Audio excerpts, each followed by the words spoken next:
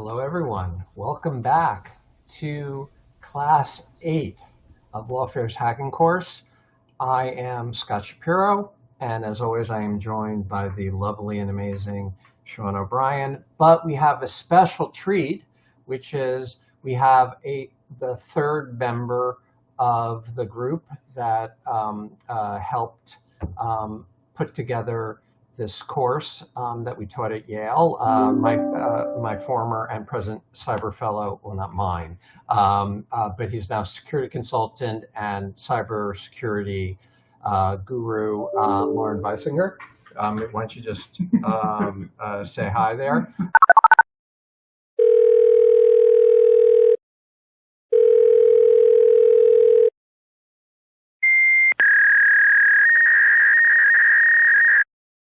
So today is our fourth class on networks, and we're going to try to wrap up everything so that we can now switch over the next several classes to just hacking and to get you prepared for the final project. Today, we are going to talk about, like, when you type into your browser www.yale.edu, how do you know that you're really communicating with Yale University? And secondly, how does your browser know how to do it, how to communicate with Yale University, and how might hackers interfere with that? Okay, so I'm going to begin by talking about digital signatures and authentication on the web, and then Laurin will take over and talk about the domain name system. And then Sean will, as usual, show us the practical stuff about how to hack DNS. Okay, so let us begin. Recall that last class we stepped through the RSA asymmetric public key encryption algorithm, and we talked about the ways in which RSA enables secure encrypted communication over the internet. Just by virtue of having a public key out there, somebody can encrypt information, and the person who has the private key can decrypt it. And so what I want to do is I want to talk a little bit, review this, and to show you that not only does RSA allow, and other types of public key encryption, allow for encrypted secure communication, but allows authentication. And this is really quite amazing, magical stuff. Okay, so first thing I want to talk about is security certificates. Security certificate contains a bunch of information. Most importantly, for what we talked about last class, was the public key, which is used for encryption, but we also see that it is used for decrypting digital signatures in order to verify websites and domains. Okay, so let me, so RSA is going to do double duty. It's going to allow encryption and allow authentication. Okay, so just to remind you what we did last class. Remember, this was the packet that I had showed everyone that from Wireshark. You'll see over here, there was a client, hello. The client says, hey, I speak these ciphers, I speak these encryption algorithms. And then the server goes back and says, hey, let's talk, elliptical curve RSA. Okay, whatever that is. Okay, and like so that's what we showed last class. And from a more high level picture, what's happening is your client, your browser, is sending the hello message to the server, and the server is sending a security certificate back, which contains the public key. With the public key, the client will encrypt a key that they will then share There'll be key validation. You'll have the hybrid encryption we talked about last class. Great, okay? Now, this is Yale's digital certificate, security certificate. I just wanted to show you, this is where its public key is. It says it uses RSA. It tells you the key size. It gives you the exponent, the E, which is unbelievably large, and the modulus, which is, this is in hexadecimal, is also incredibly large. Okay, so that's where the public key is. When you communicate with Yale, it's on its security certificate. Okay, great. I really want to walk us through very quickly again the example from last class, because we're going to see the way in which authentication and digital signatures is just an inversion of the encryption stuff that we did last class. Okay, just to remind you, this is the way it worked. We said that let's assume that the public key with the modulus and the exponent is 3,233 and the exponent is 17, and the private key is 2,753.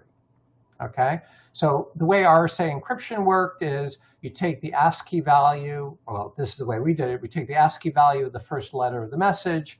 This was the curly bracket, 123, so our message is 123. That's our plain text, okay? And then we computed the ciphertext, which was we took the message, raised it to the exponent, took the modulus, and then that was our ciphertext. This is what we did, 123 to the 17th power modulus 3,233, and we got 855. So the plain text is 123, and the encrypted message, the ciphertext, is 855. The decryption works using the private key. You take the cipher, 855, the public key, and the private key, and you decrypt by raising the ciphertext to the private key to the power of the private key, and then modulos the modulus there. So 855 to 2,753 power, and then we see what the remainder when it's divided by 3,233, and we get 123. So this is exactly what we did last class. Okay, so assuming that Bob wants to communicate with Alice. Okay, Bob knows the message, he knows the public key, and he encrypts M as C, just as we said, C to the M to the E mod N, and then Alice will decrypt because she knows the ciphertext and the private key, and she decrypts C to M. Okay, now what I'm asking you to consider is that we reverse the process. Okay, what happens if Alice has a message that everyone knows about? Everyone knows that the message is 123, but Alice wants to prove that she is the one who is sending the message. Okay, so what she'll do is she will encrypt the message with her private key. And then Bob, who wants to verify that Alice, in fact, was the one who sent the message, will decrypt it using the public key. Now, how can this possibly work? Well, just notice that all I'm doing is so instead of going 1, 2, I'm going 2, 1, and I'm switching M and C. So all I'm doing is I'm switching the variable names, okay? So where before it was M is equal to C to the D mod N, just switch M and C, just switch the letters around, okay? See, all I'm doing is switching M and C, okay? And then I'm gonna do the same thing for the decryption. I'm going to take the C and turn it to an M, and I'm going to take the M and turn it to a C. Now, since I'm just changing variable names, it's going to be the same mathematical relationship, because I'm not really doing anything that's um, um, mathematically funny. I'm just changing the variable names and I'm changing the order in which I'm doing it. So this is how you do it. So this is what Alice is doing. She's going to take the hash of her message. Okay, let's say the hash is 123. Okay, she wants to prove that this is her message. How does she do it? She encrypts it using her private key that nobody knows. And what that is 123 to the 2,753 modulos 3,233, and we get a digital signature of 2,746.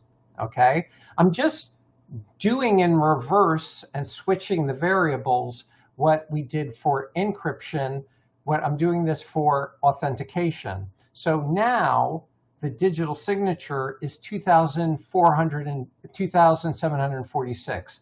Basically what Alice is saying is my message, which has a hash of 123 that you all know about because you know what the message is and you know how to compute a hash, okay? I am telling you that this is me because I am using my private key to encrypt it. Now, the beauty of the, and the digital signature is 2,746. Now, if this is in fact Alice, everyone in the world, including Bob, should be able to decrypt it with their public key. That's called verifying the digital signature. So you take the digital signature of the message, which is 2,746. And then what you do is you decrypt it using the public key. So you're reversing what we've been doing with encryption. We're encrypting with the private key and we're decrypting with the public key. Now, what is 2,746 to the 17th power modulo 3,233? Now, if this works, it's going to come out to what? 123. And in fact, that's exactly what it does because I checked. And it also says it on the slide.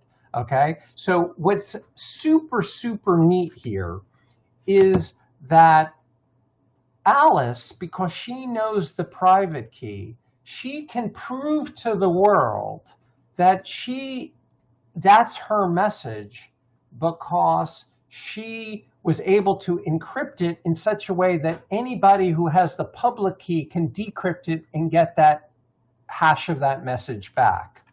Now, why is this really important? Well, how do you know when you type into your browser, when you go www.yale.edu, that you're actually getting Yale's website? How do we know that Yale owns that website? How do we know that Yale controls that website? Because ultimately, we want to be communicating with Yale. So what happens is there are things called security certificates that form chains. And this is the way it works very quickly. So if you look at the Yale security certificate, you'll see the owner's name. It'll say yale.edu and www.yale.edu and all this stuff. And we'll see the public key, which is what we've already seen. But we'll also see there was a certificate authority that issued the certificate to Yale, okay? And it has a domain name, okay? And it also has a digital signature. Now, what will happen is you can, or your browser, can then go to the certificate authority that issued Yale certificate, and you can verify that it's really them. How? By using their public key to decrypt the digital signature to prove that, in fact, this intermediate certificate authority actually is who they claim they are.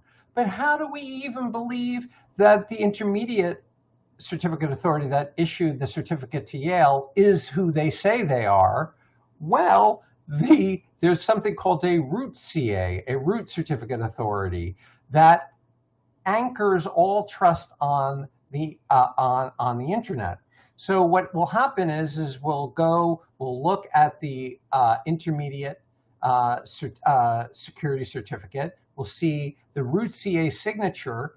We'll go to the root CA, we'll take their public key, we'll decrypt it, and then we'll see that, in fact, this is the root CA. So this chain is the thing that, that validates, that verifies that when you type www.yale.edu, that not only you can engage in an encrypted communication with this entity, but the entity that you're communicating with is in fact yale.edu through the power and magic and beauty of asymmetric public key encryption. Okay, so now the question is, well, okay, so you type in www.yale.edu. Now we know that this is Yale. How does your browser know what IP address to go to?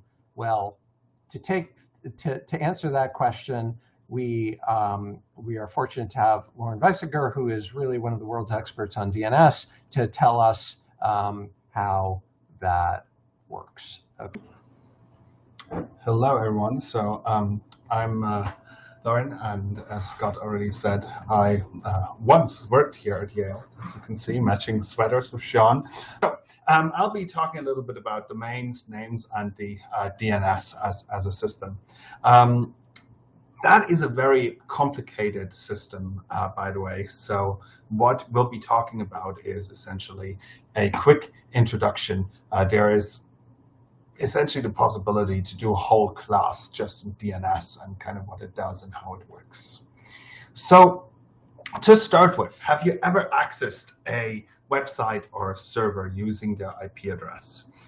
My assumption is that for most of you, you have never done that, or you have hardly done it. Because instead what we're doing is that we're using names, domain names to be specific, to access services on the internet. So for example, you might go to www.lawfareblog.com or to law.yale.edu or to state.gov if you have business there, and we don't type in IP addresses to get to resources normally. So the key reason for using DNS is that IP addresses, particularly if we're going into the realm of IPv6, which you have heard about, where the addresses get really, really long and complicated, you just are much better served by using a name which you can remember. They're human-friendly, right? They're words, they're not numbers. However, they offer something else through what the DNS can achieve, and that is dynamic allocation. So for example, if you move your website from one server to another, from one provider to another provider, the IP address will likely change. However, people come to your website not because of the IP address, but because they want to get to your site. So domain name stays the same, identity stays the same. We just change the IP address in the DNS, and people will automatically get to the correct destination. So it's a little bit like a phone book, if you will, where what would happen is your name stays the same, your phone number changes, but someone who looks you up in the telephone books is still looking for your name, and then they just see the new phone number and they can dial that. So that is really relevant and important as well. Encryption protocols, what you have been hearing about, also rely or tie to names instead of IPs. And why is that? Well, it is, again, because the identity of the organization is bound up in the name, right? You go to yale.edu because you want to go to Yale, the university.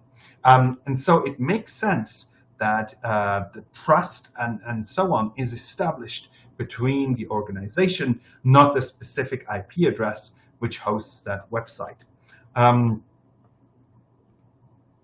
As we can see in this example, Lawfare, for example here, is not actually hosted by the organization itself, but by someone else. And I am sure there are very good reasons for choosing that strategy. But you can also see on that slide is that it's pretty easy to actually get stuff out of the DNS. Here, this is a Mac computer. This works exactly the same if you're using Linux. On Windows, it's a bit more tricky because you need a different command. But I'll stick in the with the Linux and Mac OS Unix world here. So essentially, what we just do is we do dig www.lawfareblog.com, and you can see that we get an answer, and that is 3 different IP addresses which host Lawfare. You'll also see that there's an authority section. We'll get to that later. And the authority section essentially tells you what are the DNS servers that are authoritative, i.e. the authority for that website. And what does that mean to be authoritative? It means that they're the ones that are to be trusted.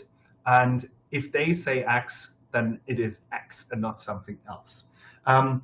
This also tells you, which I didn't mention before, who is helping Lawfare to be on the internet and is hosting their website. DNS as a protocol is a directory structure. You have talked about directory structures before, and here the interesting thing is that unlike a path in a file system, we don't go from left to right, but we go from right to left. So the hierarchy essentially starts on the right. So the root level, sometimes called dot, sits at the top in the DNS. So if you, for example, enter a www.lawfareblog.com dot, you will still arrive at exactly the same location. It's just that we usually omit it. But it is always there, and it always works. And you can see in dig, it is also automatically added. Yes, I'm just seeing in chat, digging and tracing might be more informative. I'm trying to keep this kind of, first that it fits on the page better, and then also to kind of not go too much into detail. So below the root, right, which is the dot, we have the top level domains. And these are things like .com, .us, .org, and so on. And here, there are 2 different types. ccTLDs belong to countries, and they only have 2 letters. So .us is for the US, .ca is Canada, .fr is France. gTLDs, things like .com or .org, are for general use, and so they're essentially internationally available. Some are a little bit special. For example, .edu, which is only available if you are a US accredited educational institution of higher learning. So Yale, for example, qualifies for the .edu. And if you want .edu, you better become an accredited university, because otherwise you're not gonna get it. And so here, Yale is a good example with law.yale.edu. You see that the hierarchy starts at the root, and then the next level down is edu, which is only available for US accredited educational institutions of higher learning, right? And then Yale is one of those. So essentially, we're in the next folder if we're thinking about a file system on your computer. And then law is actually a subdomain of Yale, right? It's what sits below the organization as a whole, because Yale Law School is part of Yale. And this hierarchy is essentially respected and viewable in the DNS if the organization chooses to do so. You don't have to. So for example, you could just say, okay, we don't do your law.yale.edu, we only do Yale, and then you have to click through. That is permissible. So here, because someone already mentioned dig, I just want to show quickly, this is something you can find on the internet, is a nice cheat sheet for dig, where you can essentially see all the interesting things you can pull from the DNS. So some of the record types you can pull, and that might be of interest, is the A record. That's for finding the IPv4 address of a given name. There's the quadruple A record, which is for IPv6 addresses. And then you can also look at things like MX records. This is necessary for mail exchange.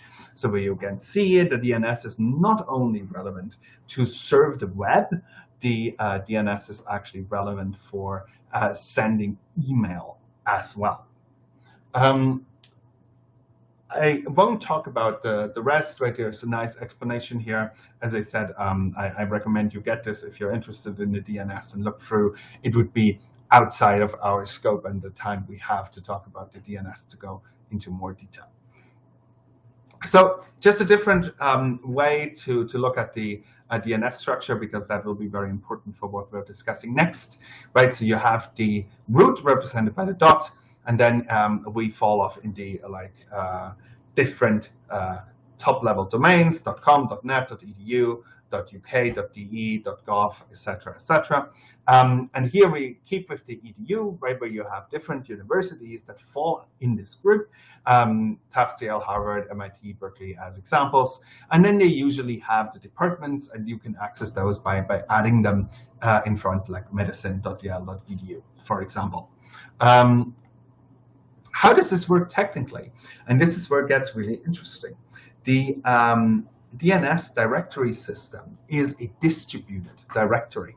So the root servers in the root zone only know what the authoritative servers are for the TLDs that are below the root.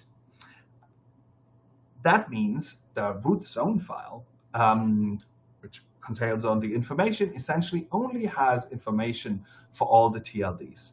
It has no idea, for example, where Yale is below edu. Root only knows where to find the authoritative servers that can tell you about Yale, which falls under the edu kind of group. So, and the TLD server then define the authoritative server for the second level, and so on and so on. So you can essentially do this ad infinity if you so wish, even though that is not often done. So to show you how this works in practice, and this is, again, a simplified version, is that say you want to go to ICANN.org, that is the organization that is responsible for quite a bit of the governance of the DNS. You would send that request using your browser and your operating system to your DNS resolver. Here I chose 1.1.1.1, which is Cloudflare's resolver. And we assume here that this is a new request, or that Cloudflare server has been offline. Otherwise, you might get a result from the cache of the resolver. So what is happening here is if the first request comes in, it will be served. The whole process that I'll just describe will happen, and then the result will be stored locally for some hours or days, depending on what is set. That means that the response will be much faster, and just overhead is taken out of the system, because for something like google.com or facebook.com or something like that, if you re-requested that through the whole system every single time someone wants it in a large network, you can imagine how many requests would go back and forth and would be also completely pointless, because we just checked a few seconds ago. So you're sending that request to Cloudflare's resolver, and then, as we said, it just restarted. It knows nothing yet. So the only thing it knows is where to find a root server.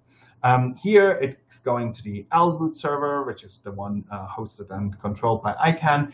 And obviously, that root server, as I said before, cannot answer how to get to www.icann.org. It can just tell you where to find anything related to .org. In this case, this is a0.org.affiliates-nst.info, pretty long. And that server is able to tell you what the authoritative server for ICANN is. And that is ns1.icann.org. And then ns1.icann.org can tell you how to get to www.icann.org. So yes, www. is a subdomain. It is, again, something that in normal use, you often won't have this problem because google.com will redirect to www.google.com. However, you could have a website show up under a different subdomain that is not www, but something completely different. So with that all done, your resolver that takes care of everything for you will then just send you back the answer and tell you, yes, as we've seen before when I showed you the output of the dig command, hey, this is the IP address you have to go to, and then your browser can go its merry way and request the relevant websites from that server. So I already alluded to ICANN. It's the International Corporation of Assigned Names and Numbers. And what ICANN does is that it is the forum in which the policies around GTLDs like .com or .net are being created. Policies for the CCTLDs like .us or .uk, those are done nationally by the entities in these countries that control the domain. So for example, an interesting one as a side note is something like .tv, which belongs to Tuvalu, and they essentially decided to, if you will, rent it out to people outside of Tuvalu because it's a great ending, people love it. So they essentially said, okay, we will commercialize this. .fi for Finland, for example, for a long time you could only get domain names ending in .fi if you were either Finnish or you lived in Finland, and they changed that, I think, in 2016, but I might be a bit off here. Just as examples how policy differences between the CCTLDs can matter. For the GTLDs, apart from the special ones like .edu, everything is essentially like open to everyone, and policies are made at ICANN. At the top, we have then 13 root servers. They're not all run by ICANN. You can look that up. Only one of the instances, the L root, is done by ICANN. The rest are done by different organizations. Obviously, we don't only have 13 physical root servers. All of them are any and multicasted, meaning that no matter where you are in the world, there's one close to you, and the best one will essentially respond. This is not a problem in this case, because usually we want to identify one host specifically with one IP, right? Is because they all serve exactly the same information, so it doesn't really matter which one you talk to. ICANN once had US Department of Commerce oversight until the transition, as it's called, under the Obama administration, where essentially that oversight was removed and given to the international stakeholder community. And this was done partly because not everyone was happy with the fact that like this global infrastructure was under kind of oversight of one specific country. ICANN policy struggles are pretty much the norm. So, for example, there is the Whois, which is a service that prior to GDPR and the various other privacy regulations that have come about recently, allowed you to enter a domain name and find out who registered them, what their email address is, potentially their postal address, their phone number, and so on. And you can imagine that this did not really kind of square up with the rules that come out of the recent privacy regulations, because you could literally do this as anyone on the internet. There was no authentication. You could just kind of go and get that information. And now the Whois is still available, but many fields are now redacted because they're considered private information. And that is a problem if, for example, you want to deal with cybercrime and you want to kind of figure out who's behind the domain or run data analysis. On the other hand, right, it stops people from just harvesting private information that, according at least to the relevant laws, they have no right to just easily see. So some terminology in case you want to read up on ICANN and the DNS. So the root server operators serve the root zone, and policy-wise, the root zone is administered by ICANN, which means they're not in control, but they serve as the forum where the policies are made and agreed and created. Registries are the entities that provide services at the TLD level, the top level domain level, right? .com, for example, is done by a firm called VeriSign. Registrars are the entities that allow registrants, that's you, to register domains. So you don't go directly to the registry, you go to a registrar. And then, as I already said, right, registrants are the end users, like you and me, the people who want to register a domain name. So ICANN is extremely complicated in that multiple advice committees exist and that policy making is really complex. Again, I would need at least an hour to even give an introduction of the pretty complicated way in which things are happening there.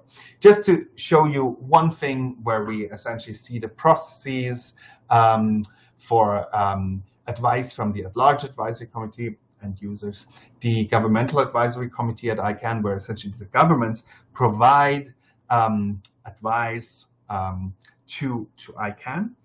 They don't decide. Something pretty special. The root server system advisory committee and the security and stability advisory committee. And these are just the advice processes. Here we haven't touched on the pretty complicated policy making process, which then falls into different players. For example, there is a contracted party house and a non-contracted party house. So different interest groups, again, play a role. In terms of DNS security, I have to tell you the standard protocol is non-encrypted and does not authenticate, which means it's relatively simple without additional technologies that we'll quickly touch on after this to actually subvert the DNS. So DNS hijacking denotes the subverting of the intended resolution of a DNS request. So for example, if you type in www.google.com, you want to get to Google and the relevant IP, not somewhere else. If you end up somewhere else, DNS got hijacked. Right, so this can be the result of a successful hack of the relevant DNS server. It might somehow be fraudulently introduced. So this is if you can essentially social engineer your way in and claim that you're actually the owner of that domain and then change the record. So it actually changes in the authoritative server. Or by business decision, and that is something like blocking or child protection, where you on purpose hijack the DNS so that people can't get to certain pages. You also see it used for censorship or for advertising. So if you have a typo, for example, your ISP might forward you to a site that shows their ad to make money. Obviously, this alone is pretty ineffective, right? That the content's still up, the IP is still up, you just have to dig somewhere else. Another form, and very much related, is DNS poisoning. So as I said, the DNS resolves cache requests and answers, often for hours or days. This improves performance, but if the wrong information is in there, it will stay in there for the time to life that record has in the cache. So one error, and then for hours, you have problems. What do we do to fix this? Again, we will not go into much detail. There is a protocol called DNSSEC. This is to provide integrity, and it has to be enabled and configured properly, which unfortunately it not always is. And again, as I said, it's unencrypted, so you also don't have confidentiality. That can be provided by DNS over TLS, also called DOT, or DNS over HTTPS, and those can provide confidentiality as well as integrity, but only between you and the resolver. For the rest of the integrity, we will rely on DNSSEC, which essentially secures this chain from the root down to the last authoritative server. And with that said, we're done with DNS. I hope this was informative. I'm happy to answer questions in the chat, and I'll hand over to Sean, who will do the practical part and switch with Scott. Okay. So Okay, thanks. I mean, how lucky am I to be teaching with these two unbelievably great people and intelligent experts. Thank you so much. Thank you, Scott. Thank you, Laurin. So I just want to sort of cap things off and kind of, discuss conceptually, before we get into the practical stuff, because I know I'm seeing some of the comments in the chat, and also I can sort of perceive where we're going to go with this. We have folks now, we're very astute and been thinking a lot about trust.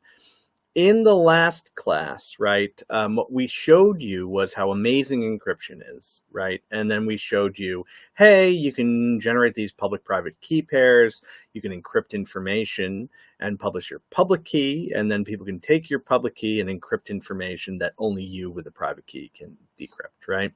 What Scott showed you today is a way in which someone who has your public key can verify that you've signed a piece of information, a piece of data, let's say, with your private key. So you create this web of trust, this verification method, right? And then you can have these complex certificate authorities and this huge chain of trust where people are signing, right? Through that entire chain. And our browsers can tell us, hey, you know, this is really lawfareblog.com, right? What Laurin showed you, which is the second piece, is this DNS system, right? How do we, you know, make sure we're going out to the resource that we intend to go to? You know, lawfareblog.com resolves to some IP address somewhere, which resolves to some machine physically in some place. And back in the day, that might have been tied to literally a machine in your house or your basement, right? But these days, it tends not to be. So those two pieces, right, are basically how we access pretty much everything we get to on the internet through those pieces together. What I'm going to show you is something which is a little simpler. It is a technique of spoofing the DNS piece, right? And also spoofing something called ARP, Address Resolution Protocol, locally. And it's a technique that you can use just like the hack last week, you know, where we showed how you can, you know, fake a Yale certificate and make someone trust you and really take advantage of them on a local network. This is also something that works really well on a local network. This is DNS poisoning in the example that Laurin showed you in that last or second to last slide. That said, even though it works most successfully on a local network, and it's a great thing, by the way, that you can think about doing for your hacks, it has been done on higher levels and on much more massive levels than just local networks. So there's a few examples of this happening on national levels, especially where there's been DNS poisoning, you know, in places like Africa and countries which have potentially more isolated infrastructure, let's say. And that's a huge, huge problem. So don't think that what I'm showing you is not like possible on a wider scale or just some limited kind of tricky thing. It is a huge, huge deal. And it's something you can still take advantage of if you really want to trick your friends and relatives, let's say. So think about it for your hacks. It's really useful. Okay.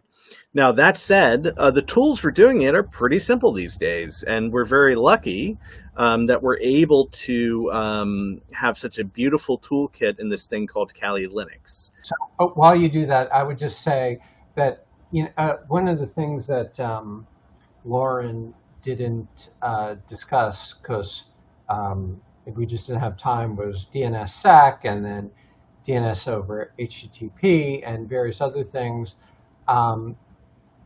What the great thing is that you guys can now figure that out know yourself. Okay, To figure it out. Take it away, Storms. Great, it's coming up. Thank God. Yeah, so thank you for covering for that. But that's exactly the point, and that's why, like, there are ways. There's modern ways that we figured out these problems. Works, but still, just so, like in the last hacks that you know, we've done, even though you know, Laurin it's walk us. I won't by say the hand, easy, but it's you can relatively figure easy that to out fool folks. yourself. Okay, and especially if you're on a take it local away, network. Storm. Great, it's coming up. Thank God. Cool. Yeah, Right, so I'm in the thank you for terminal covering here, and for if that, you're but in that's Kali, exactly you can the try to point. follow along. And that's I will why, say, like, depending there on your are settings ways, for your there's local modern router, ways that we this figured may or out may these not problems. work. But hopefully you still, can try to just follow like in the along. last hacks that we've In done, Kali, we have something you called know, the Social it's- Engineering Toolkit.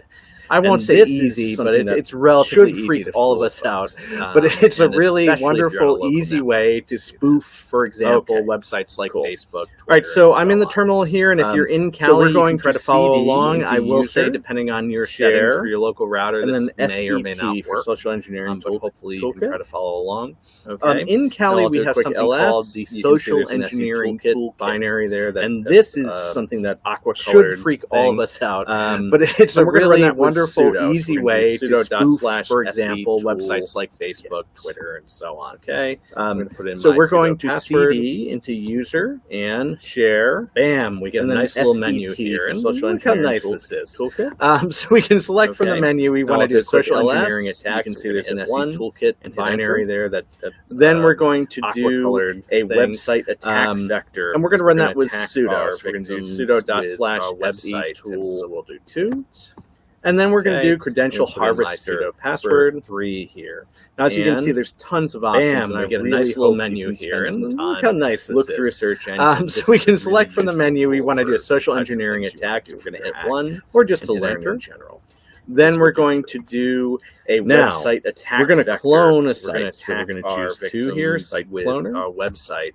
And we'll say, hey, what IP address do you want to use? And then we're going to do credential harvester. Now you'll see here, this shows my local IP address. As you can see, there's tons of options, and I really hope you can spend some time, look through a search engine. This is that's all very cool. On your machine, it should be your local IP address. If you have to check that yourself, open up a new tab. We're going to clone a site. Terminal window and use that if cloner config command. And we'll say, hey, what IP address do you want to use for this?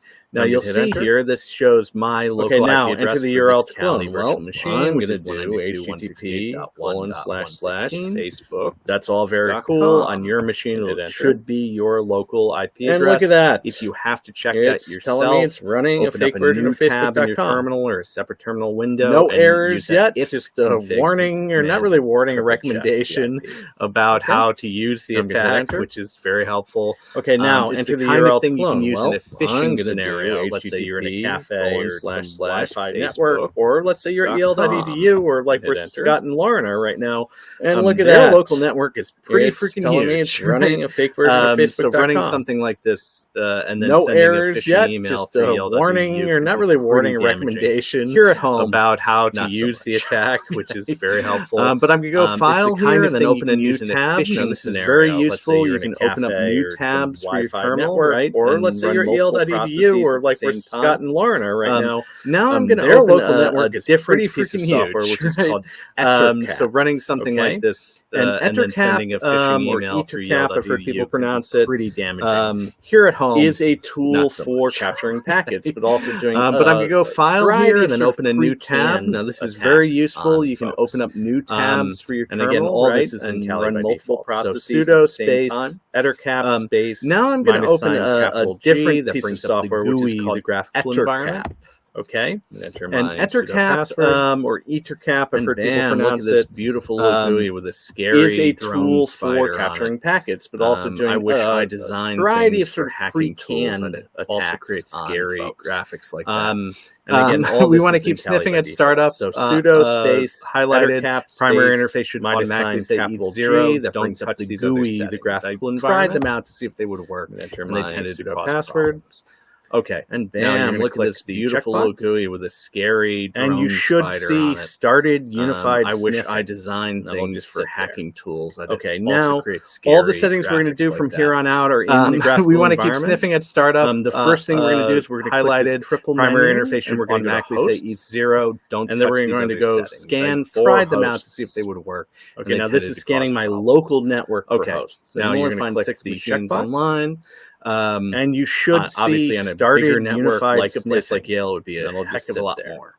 Okay, now we go hosts. All the settings we're going to do from here on out are in the graphical environment. You'll see the hosts. The first thing we're going to do is when we've gone over this in past classes, this 192.168 and then we're going to go scan for hosts, sort of home